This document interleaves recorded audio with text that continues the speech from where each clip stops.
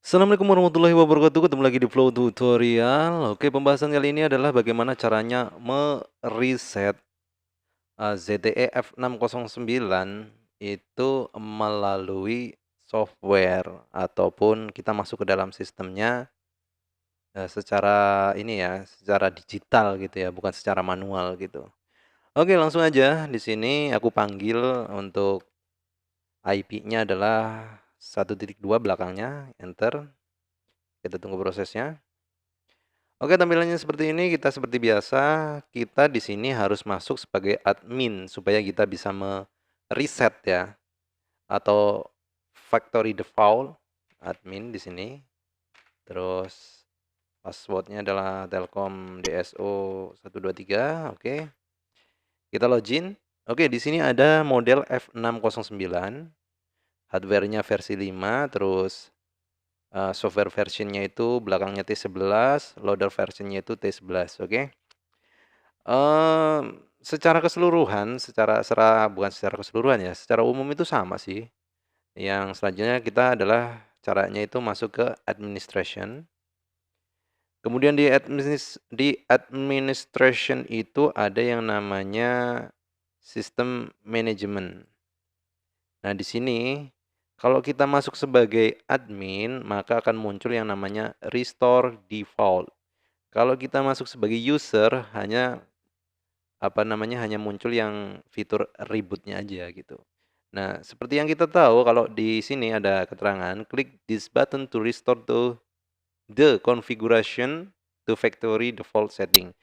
The device will reboot after operating. Oke. Jadi intinya kalau kita mengklik tombol restore default ini, dia akan kembali ke factory default atau bahasanya itu kembali ke pengaturan pabrikan gitulah, istilahnya seperti itu. Oke. Di sini kita langsung aja klik default. Apaan sih ini? Jadi kalau kita bukan klik default ya, klik restore default ini, jadi kalau kita klik nanti semua settingan yang udah kita bikin di modem ini itu akan kembali seperti baru lagi. Artinya settingan yang udah kita bikin itu akan hilang seperti itu. Nah, kalau nggak pengen hilang sebenarnya bisa kita masuk ke USB backup di sini.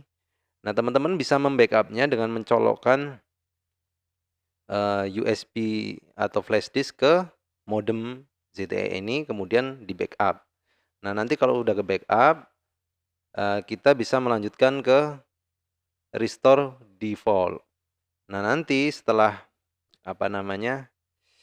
ini udah ke reset, teman-teman bisa mengembalikan settingan di USB restore gitu, bisa.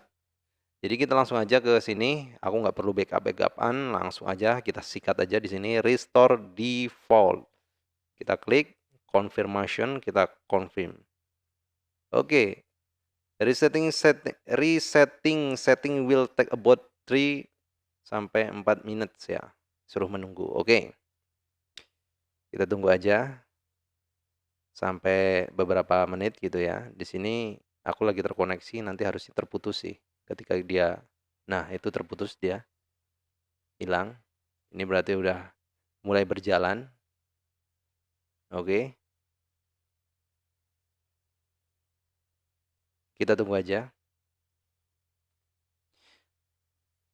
Oke, kita close aja, kita coba buka di tab baru. Kita panggil apakah IP 1.2-nya masih bisa dipanggil gitu. Oke, ternyata kita coba cek di sini.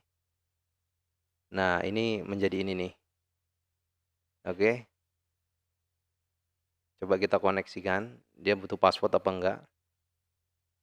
Oh, dia butuh password. Kita bisa menggunakan WBS pada tombol, kita pencet aja. Aku udah pernah bikin sih ini. Kita tanpa mengetahui password pun bisa gitu. Sebentar aku pencet WBS-nya dulu.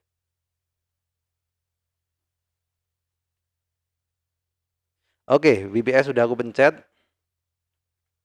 Harusnya dia bisa terkoneksi ke ZTE ini karena dia udah kembali ke pengaturan awal. Apakah bisa kita panggil 192 ini.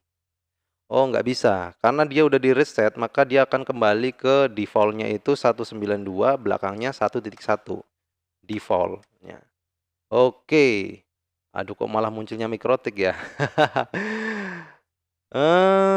Kayaknya crash ini sama mikrotikku. Oke, ya udahlah, intinya seperti itu. Jadi dia kalau apa namanya?